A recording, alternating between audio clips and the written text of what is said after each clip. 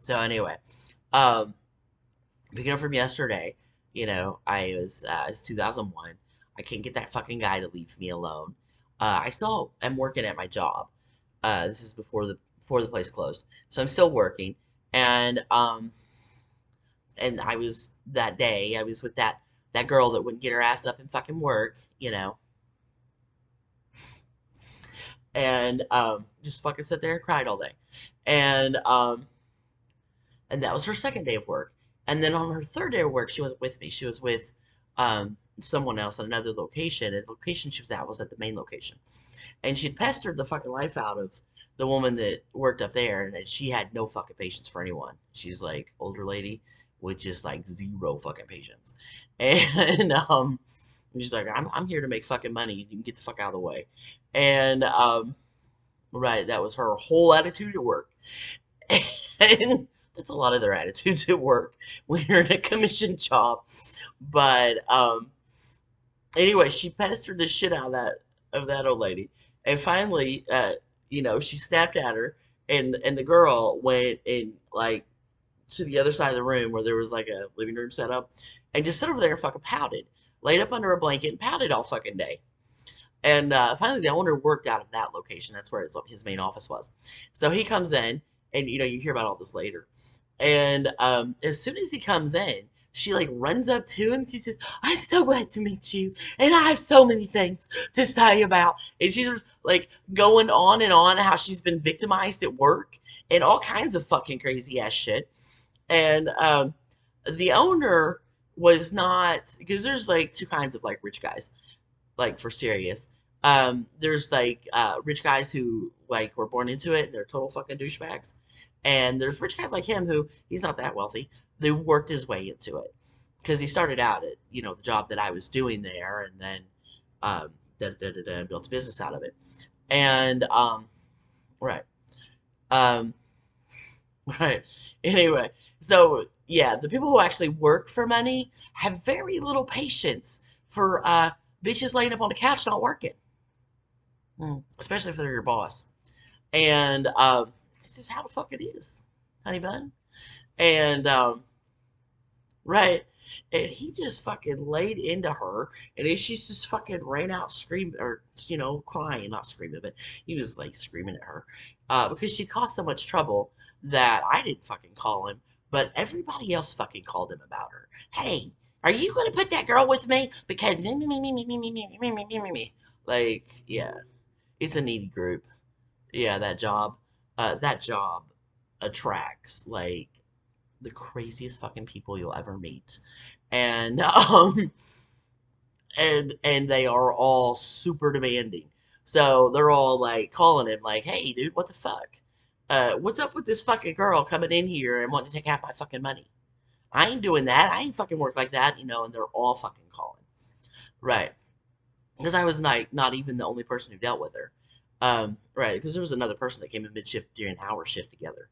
Yeah, and she tried to fucking cry to her. She's just, Heather, it didn't help me at all.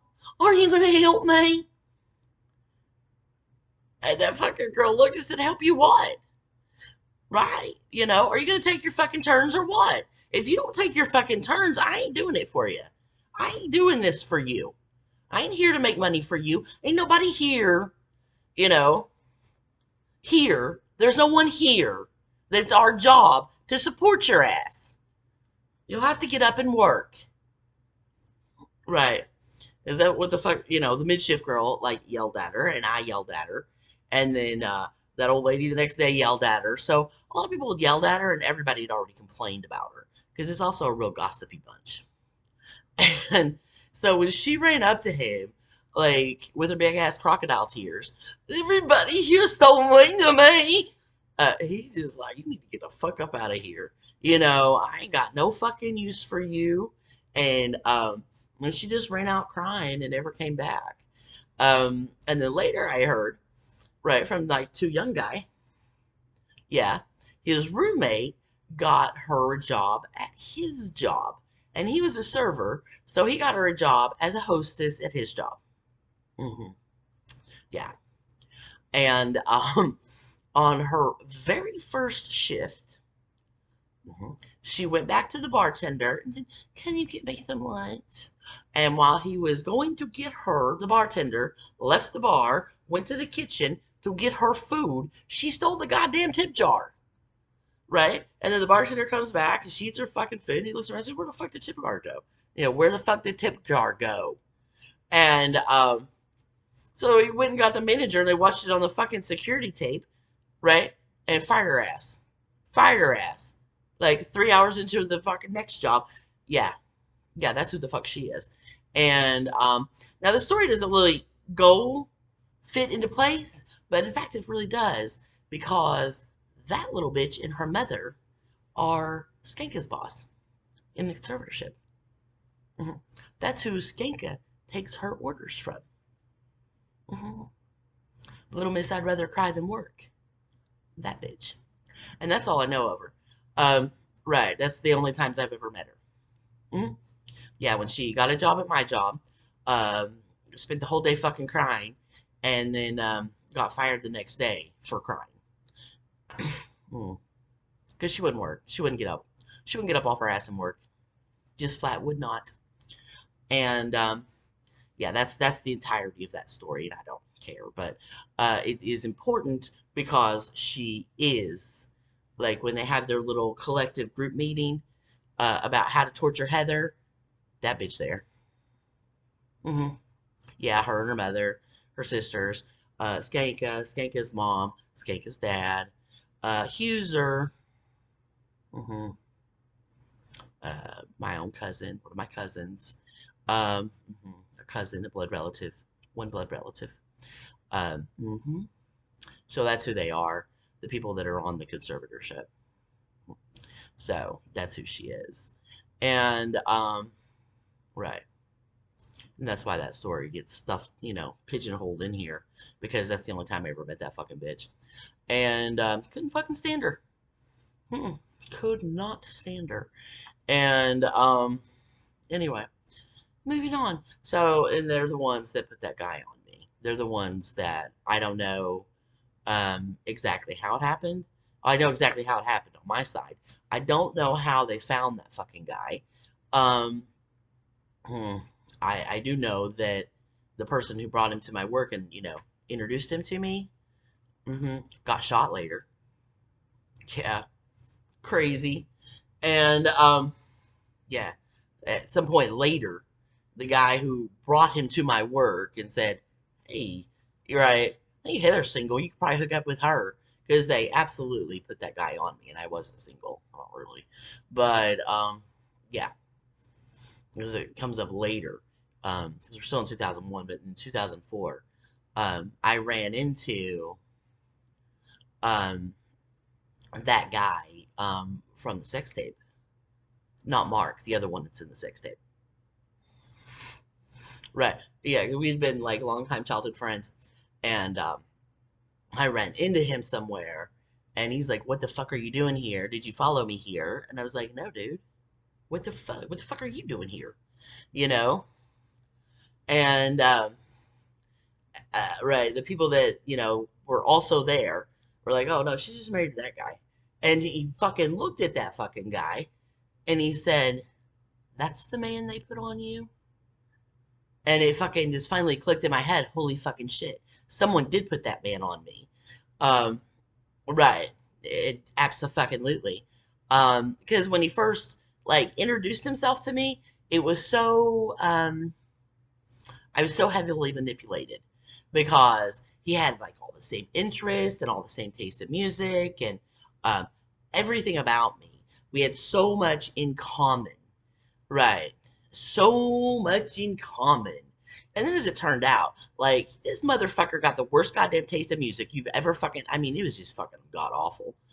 Like terrible taste in music, terrible taste in like television shows. Just an idiot, just an outright motherfucking goddamn idiot. And I was completely fucking duped.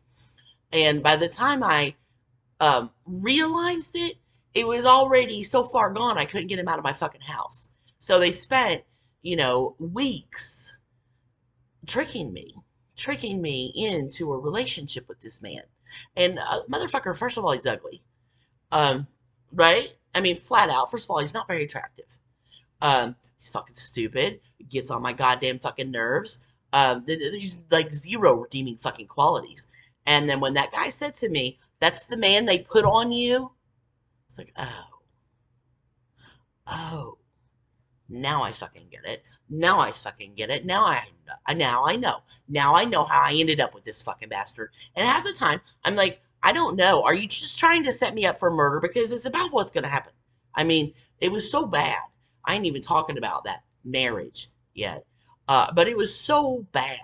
It was so god awful, motherfucking bad, and like it was so bad that people in town that knew me were like, Heather, what are you doing with that guy? And I said, I don't know. I keep fucking breaking up with him and he won't leave.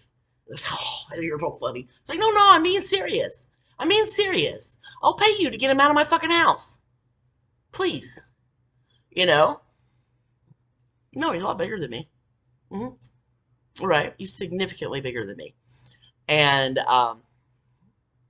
we're not going to be able to fight the guy.